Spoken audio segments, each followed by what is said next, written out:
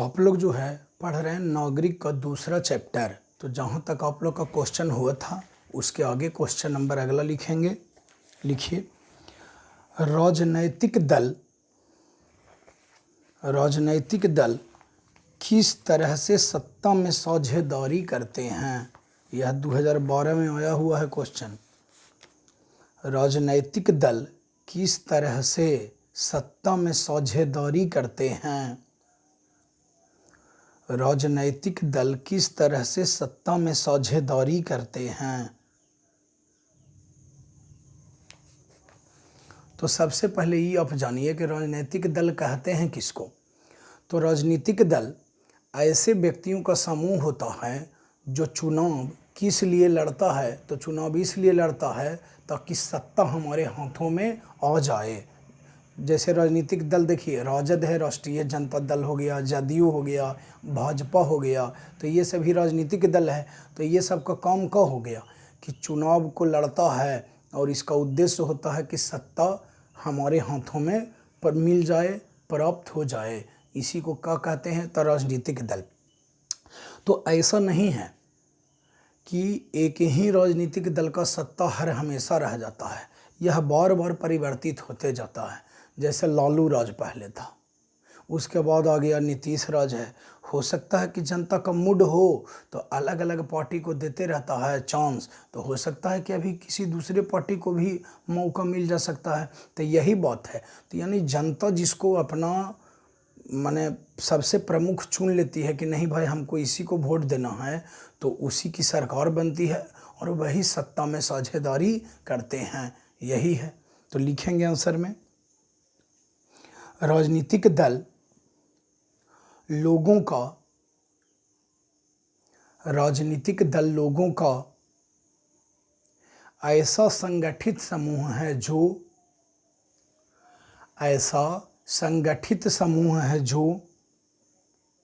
चुनाव लड़ने और राजनीतिक सत्ता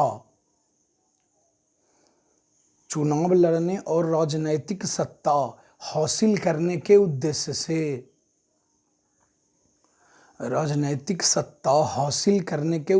से काम करता है। पूर्ण विराम देंगे। अतः विभिन्न राजनीतिक दल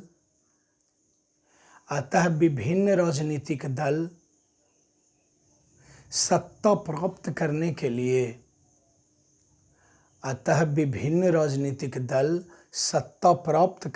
लिए प्रतिस्पर्धा मतलब कंपटीशन, प्रतिस्पर्धा के रूप में कार्य करते हैं।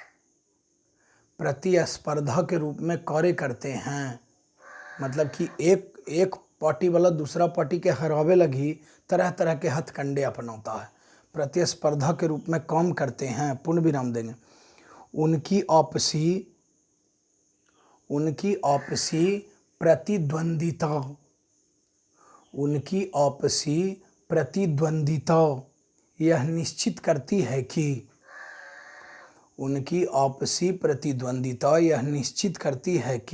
सत्ता हमेशा किसी एक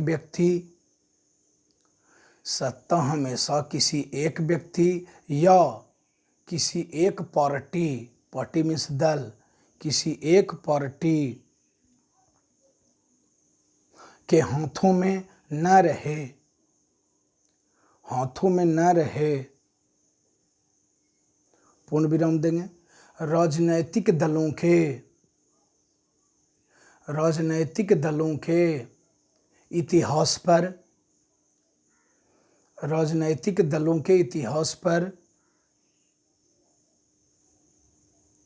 हम नजर डालें तो यह पता चलता है कि सत्ता बारी बारी से अलग अलग विचारधाराओं अलग अलग विचारधाराओं और समूहों वाले, अलग अलग विचारधाराओं और समूहों वाले राजनीतिक दलों के हाथ में, राजनीतिक दलों के हाथ में आती जाती रहती है, आती जाती रहती है। पूर्ण विराम देंगे, मतलब कभी इस पार्टी की सरकार बन जाती है तो कभी उस पार्टी की सरकार बनती है। पूर्ण विराम देंगे। अतः लोकतंत्र में विभिन्न राजनैतिक दल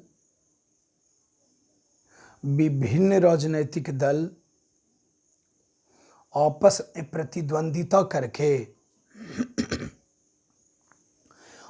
में प्रतिद्वंदिता करके सत्ता में साझेदारी करते हैं।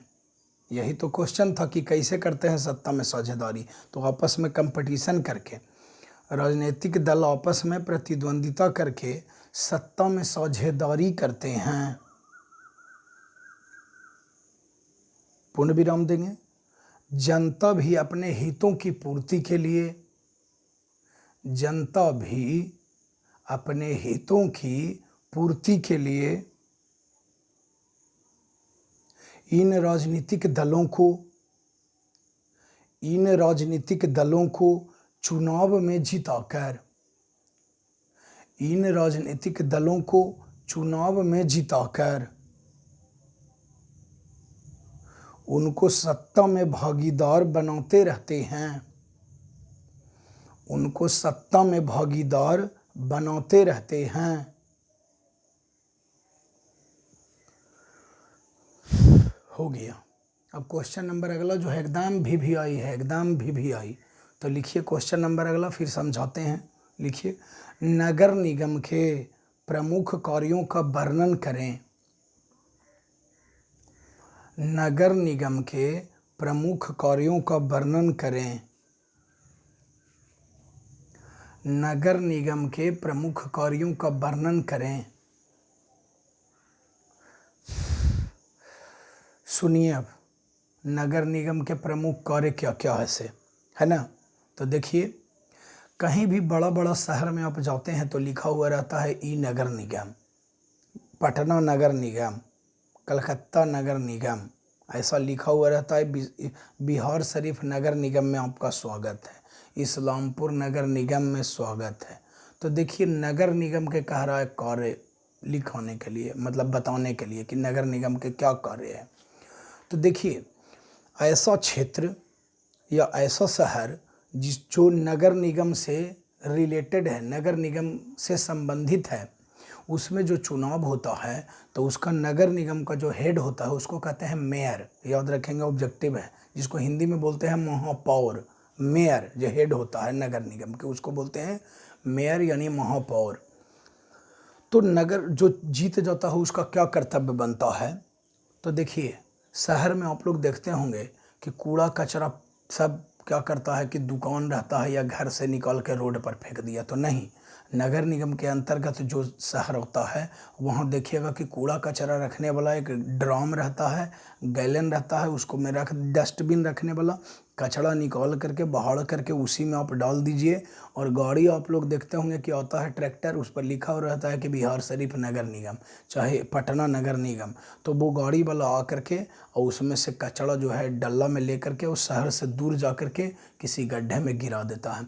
तो कूड़ा कचरा जो साफ़ करना है ये काम हो गया किसका, नगर निगम का।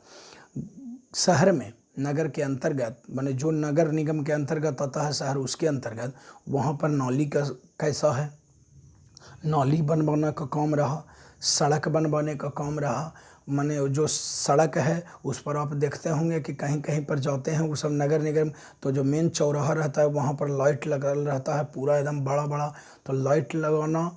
और सड़क जो है, सड़क के अगल बगल माने फूल, बीच में भी आप लोग देखते हैं कि दो तरफ से अगर सड़क जाने का है तो बीच में फूल पत्ती सब लगा हुआ रहता है। फिर और देखिए, नगर निगम के अंतर्गत आवेगा तो निश्चित रूप से अगर रेलवे स्टेशन है चाहे बस स्टैंड है तो बगल में शौचालय का व्यवस्था भी होना चाहिए, चूँकि अगर कहीं से आदमी आया उसको शौचालय जाने का ज़रूरत पड़ेगा तो कहाँ जाएगा, तो सुलभ शौचालय ज़रूर रहता है सरकारी सरकारी तो सुलभ शौचालय देने का काम हो गया। अब देखिए और नगर निगम का क्या काम है कि कितना देखते हैं कि रोडे पर ठेला लगा देता है, कितना कोची है कि दुकान है अंदर में लेकिन उसको पर तिरपाल लगा करके आधा दुकान घेर ले है। इसके कारण क्या होता है कि रोड पर जाम लग जाता है। तो अतिक्रमण हटाने का भी काम हो गया किसका, नगर निगम का। अतिक्रमण कह का मतलब कि सरकारी जगह जमीन पर माने अपना कब्जा कैले है कोई, जिससे परेशानी हो रहा है लोग को, तो ये काम हुआ किसका, तो नगर निगम का। फिर प्राथमिक विद्यालय का निर्माण कराना, पशु चिकित्सा केंद्र की स्थापना कराना, उसके बाद हाट मेला की व्यवस्था करवाना, फिर शमशान घाट जहाँ मुर्दा को या तो जलाया जाता है या दफनाया जाता है अपने अपने धर्म के अनुसार, तो ये सब चीज़ें की व्यवस्था करना जो है किसका काम हुआ, तो नगर निगम का काम है। बस यही लिखना है। तो आंसर में लिखिए नगर निगम के निम्नलिखित प्रमुख कार्य हैं। ये तो एकदम आसान है कि लिखते लिखते या सुन के याद हो गया होगा।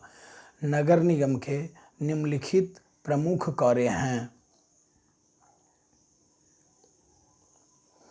पहला में लिखेंगे नगर क्षेत्र की नालियों फिर कौमा देंगे शौचालय इत्यादि का निर्माण करना एवं उसकी देखभाल करना। पॉइंट नंबर 2 लिखेंगे नगरीय क्षेत्र में कूड़ा कचरा तथा गंदगी की सफाई करना। नगरीय क्षेत्र में कूड़ा कचरा तथा गंदगी की सफाई करना। पॉइंट नंबर अगला स्वच्छ पेयजल, स्वच्छ मीन्स साफ, स्वच्छ पेयजल की व्यवस्था करना। स्वच्छ पेयजल की व्यवस्था करना। पॉइंट नंबर अगला मनुष्यों तथा पशुओं के लिए चिकित्सा केंद्र मतलब हॉस्पिटल, मनुष्यों तथा पशुओं के लिए चिकित्सा केंद्र की स्थापना करना। पॉइंट नंबर अगला प्राथमिक विद्यालयों, जो प्राइमरी स्कूल होता है, प्राथमिक विद्यालयों कौन देंगे पुस्तकालयों खेल का मैदान पार्क इत्यादि का निर्माण कराना। पॉइंट नंबर अगला लिखेंगे सड़क पर पर्याप्त रोशनी की व्यवस्था कराना मतलब लाइट लगाना, सड़क पर पर्याप्त रोशनी की व्यवस्था कराना।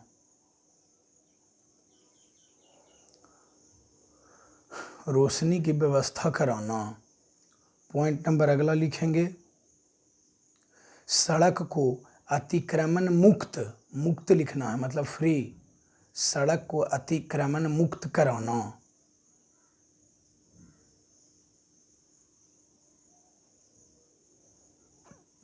पॉइंट नंबर अगला लिखेंगे श्मशान घाट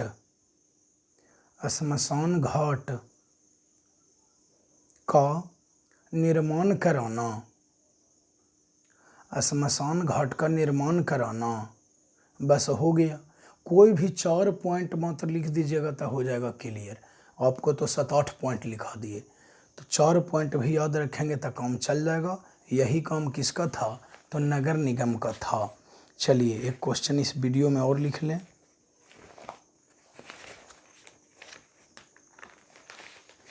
लिखिए जिला परिषद के 3 कार्य लिखें। अब जब लिख दिया है कि 3 कार्य लिखना है तो 3 को लिखना है।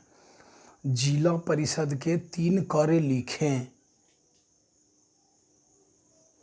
आप लोग के भी अगल बगल में जिला परिषद हैं, तो कह रहा है जिला परिषद का क्या क्या काम होता है। तो लिखिए जिला परिषद के 3 कार्य लिखें।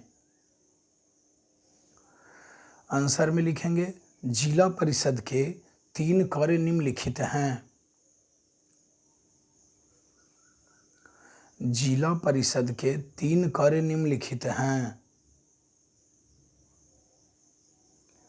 पहला लिखिए पंचायत समिति एवं ग्राम पंचायत के बीच, पंचायत समिति एवं ग्राम पंचायत के बीच संबंध स्थापित करना। पंचायत समिति एवं ग्राम पंचायत के बीच संबंध स्थापित करना। पॉइंट नंबर अगला लिखेंगे विभिन्न पंचायत समितियों द्वारा, विभिन्न पंचायत समितियों द्वारा तैयार की गई, विभिन्न पंचायत समितियों द्वारा तैयार की गई योजनाओं को संतुलित करना। योजनाओं को संतुलित करना माने पंचायत समिति जो योजना दिया, स्कीम दिया, उसको बैलेंस में लाना। पॉइंट नंबर अगला शिक्षण संस्थानों की स्थापना, शिक्षण संस्थानों की स्थापना मतलब स्कूल जो हो गया, शिक्षण संस्थाओं की स्थापना तथा उनका विकास करना। शिक्षण संस्थाओं की स्थापना तथा उनका विकास करना। बस हो गया, टंच करके रखेंगे इतना, बस फिर अगला वीडियो में मिलेगा फिर आगे।